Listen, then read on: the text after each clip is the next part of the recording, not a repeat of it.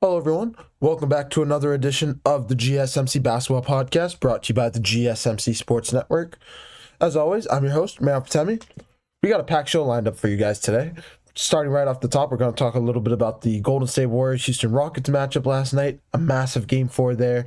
The Warriors taking a 3-1 commanding lead over the Houston Rockets. A must-win game for the Houston Rockets that most likely spells their defeat in this series, whether it's in 5 games and 6 games, but for a young Houston Rockets team, this Golden State Warriors team might just be too much for them to handle offensively, and similar to what we're seeing with the Detroit Pistons as well as the I'm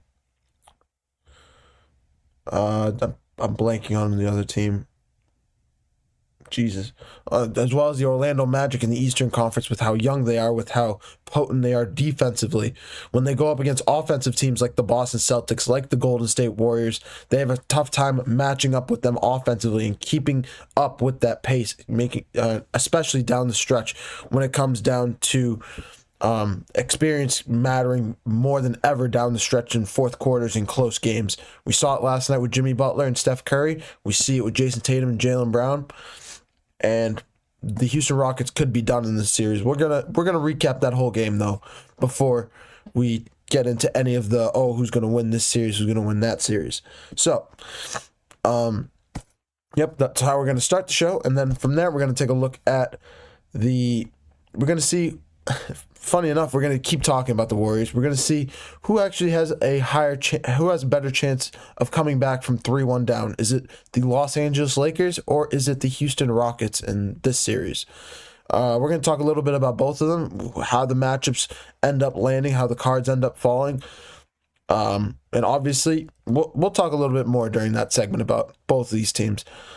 And from there, we're going to take a look at the Cleveland Cavaliers finishing off their series sweep on the Miami Heat last night. What's next for the Miami Heat? We're hearing rumors about Pat Riley possibly stepping down as the executive for the Miami Heat, one of the top premier executives of the Eastern Conference and in general in NBA history. So we're going to talk a little bit about that.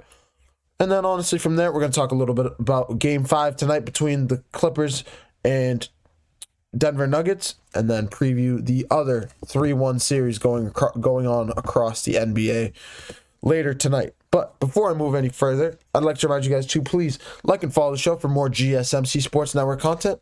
Also, we get a number of questions that come from viewers that come in during the show. So to ensure that your question gets read on air, I ask that you use the tips and donations link at gsmcpodcast.net. This puts your question at the top of the list, so I see it, and it also really helps out the show. Again, the link is gsmcpodcast.net for all your questions and comments. But getting right into it here,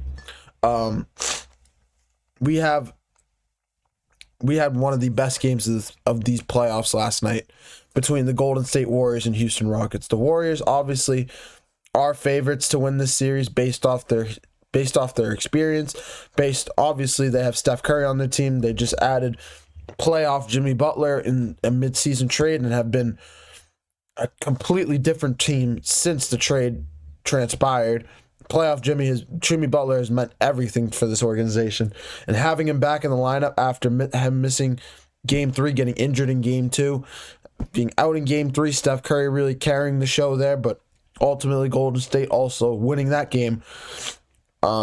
This game was absolutely crucial for the Houston Rockets. Down 2-1. I apologize for that. Down 2-1. Trying to come back.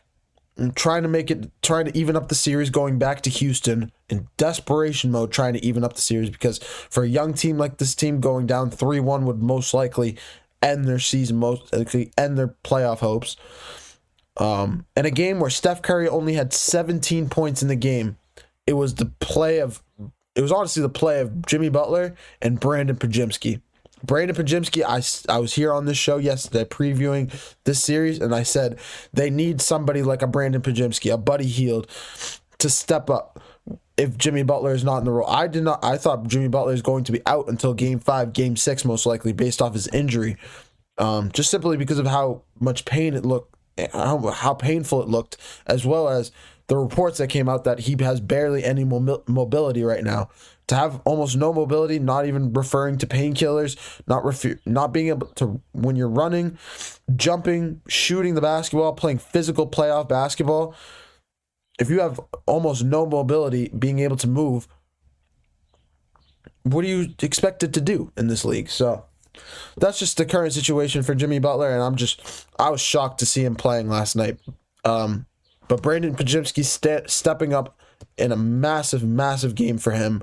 A game that we've been really looking for Brandin Podziemski to have a statement game. We saw a bunch of them in the regular season, and as a young player, as like Brandin Podziemski is, we knew it was going to take some time for him to get his feet under him, get some confidence in his shot, deal with a little bit about how the playoff games the game of basketball slows down in the playoffs. Dealing with the little bit of physicality, dealing with the defensive prowess that the Houston Rockets wing defenders have. Overall, we knew I thought it was going to take some time, but we knew it was eventually coming. We knew it was coming. We just didn't know when. And he arrived last night in Game 4 in a big way and delivered in a much-needed win. And they were up 2-1 in the series, so there's an argument to be had that the Warriors had the momentum and they were on a trajectory to win this series. But Podziemski kind of sucked the life out of Houston last night. Whether Houston wins Game 5 and forces a Game 6, I don't think this series gets pushed past Game 6 now. In the series, I originally thought to go 7 games in favor of Golden State. We're now cut. It's now going to be cut to 6, if not 5 games. So that's just my take on it. I personally think this Warriors team is on one of the best teams in the league right now. They're on a different level than almost any other team. They're two-headed monster in Jimmy Butler and Steph Curry, and their ability to create their own shots is like something I'm trying to compare it to a duo I've ever seen. To play the way they have, I mean, in a way, they're playing in a way Jimmy. If I say this, you guys are gonna crucify me. So I may not say what I was about. What I was on the thought that was on the tip of my tongue. But this Golden State Warriors team is overall one of the best teams in the league. And for them to deal with this Houston Rockets defense, this stifling defense that brought them to the number 2 seed in the Western Conference, that brought them to 53 wins in the regular season, it's nothing short of remarkable. And the turnaround that this Warriors team has had, they continue to control their own destiny and continue to right the critics wrong. There were a lot of people that picked the Houston Rockets to knock off the Golden State Warriors in this series, and it's just good to see. It's just good to see to see this Warriors team just turn that whole narrative around in their own favor. And I don't know. This was an unbelievable game. Draymond Green starting it hot, hitting 2 threes back-to-back to start out the game.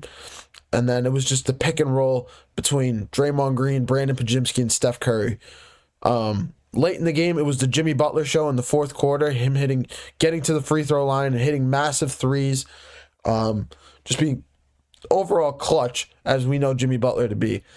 One of the funnier moments of the game, Jimmy Butler getting into the face of Dillon Brooks, something we usually see vice versa, Dillon Brooks trying to get into the head of the star players.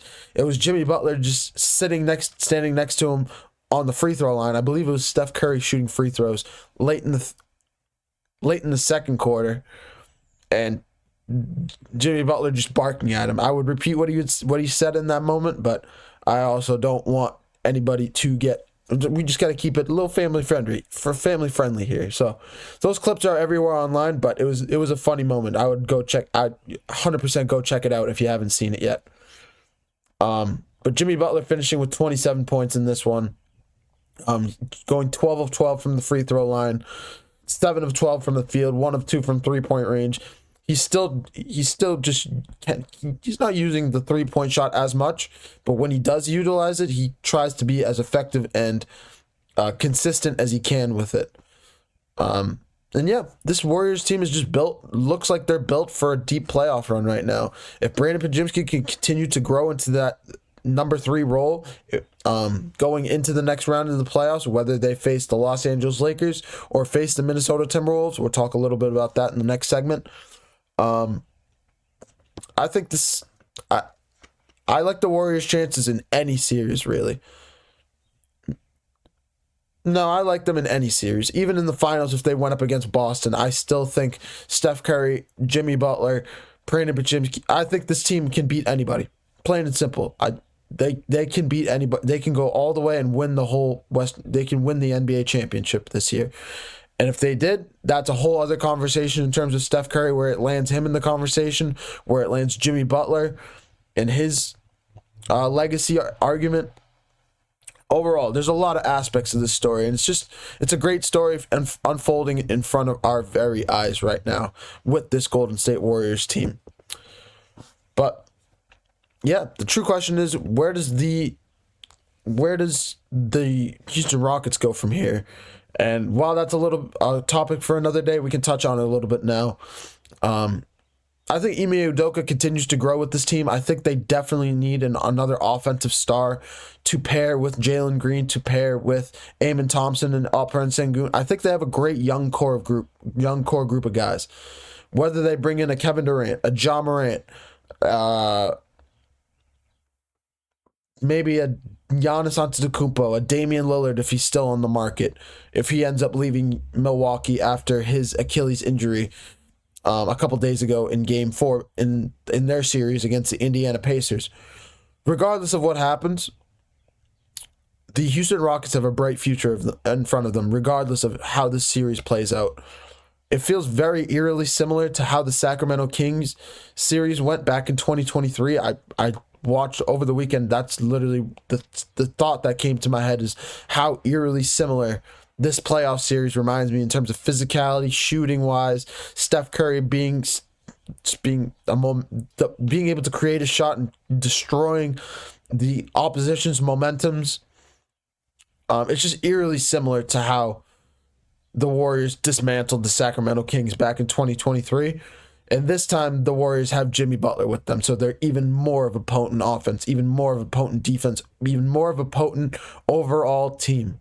That is how good this Warriors team is right now. And major props to them. And the X factor of this series will continue to be Brandin Podziemski in my eyes, I'd say. Even though we know Steph Curry and Jimmy Butler can carry the load whenever they want.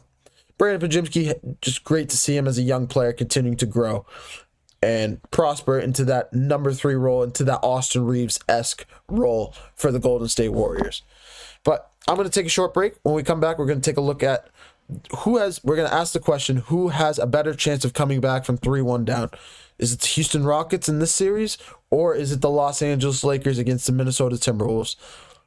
I know we're talking about the Lakers. We have been talking about a little bit about the Lakers, but I promise this is going to be a real segment here. We're going to give a dive. We're going to give a deep dive look into both of these teams, into both of these series, how the matchups have been playing out. We've been talking a lot about the Lakers these last couple days, and we'll talk a little bit more about the Houston Rockets as well. I'll take a short break, and when we come back, we're going to take a look at those two series.